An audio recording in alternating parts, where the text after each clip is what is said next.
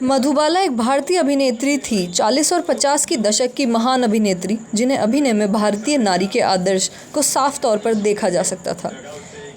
मधुबाला ने साल 1947 की फिल्म नीलकमल से हिंदी सिनेमा में कदम रखा था, जिसमें वह अभिनेता राज कपूर के साथ नजर आई थी। इस फिल्म में अभिनय के बाद उन्हें सिनेमा की सौंदर्य देवी कहा जाने लगा था। मधुबाला उस जमाने की बड़ी बड़ी फिल्मों में, बॉम्बे टॉकीज और महल जैसी फिल्मों में अभिनय कर रही थी। मधुबाला का जन्म ब्रिटिश काल में 14 फरवरी 1933 को नई दिल्ली, भारत में हुआ था। साल 1944 में मधुबाला की मुलाकात फिल्म जवार भाटा की सेट पर अभिनेता दिलीप कुमार से हुई, जिसके बाद उनके मन में दिलीप कुमार के लिए प्रेम जाग गया। उस समय मधुबाला केवल 18 वर्ष की थी और दिलीप 21 वर्ष के थे।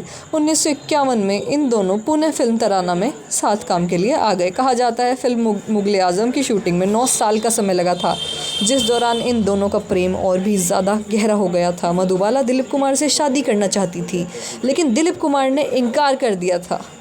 यह भी कहा जाता है कि दिलीप कुमार शादी के लिए तैयार थे, लेकिन मधुबाला का परिवार इस रिश्ते के खिलाफ था।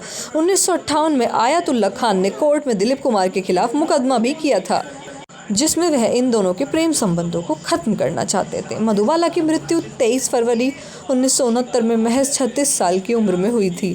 मधुबाला दिल की बीमारी से पीड़ित थी। आइए आपको उनके बारे में कुछ नई बातें बताते हैं जो आपने भी नहीं सुनी होंगी। एक दौर ऐसा था जब हिंदी फिल्म इंडस्ट्री में गिने चुने चेहरे ही दर्शकों को लुभाते थे, लेकिन उस वक्त मधुबाला वहां पर आई और ऐसी खूबसूरती कि लोग आज तक नहीं भूल पाए।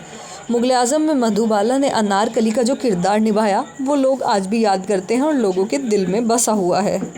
उनके बचपन का नाम मुमताज़ बेगम जहां देलवी था। अपने माता पिता की 5वीं संतान थी और उनके अलावा उनके 10 भाई बहन थे। अपनी 5 बहनों में वो सबसे ज़्यादा कमाती थी।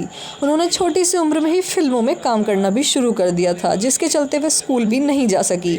उन्हें उर्दू आती थी, लेकिन अंग्रेज़ी का एक शब्द भी नहीं बोल पाती थी। उनकी छोटी बहन मधुभूषण की माने तो ताउम्र सच्चे प्यार के लिए तरसती रही। इंटरव्यू में उन्होंने इस बात का खुलासा किया था कि मधुबाला को सिर्फ दिलीप कुमार ही नहीं बल्कि किशोर कुमार ने भी धोखा दिया था।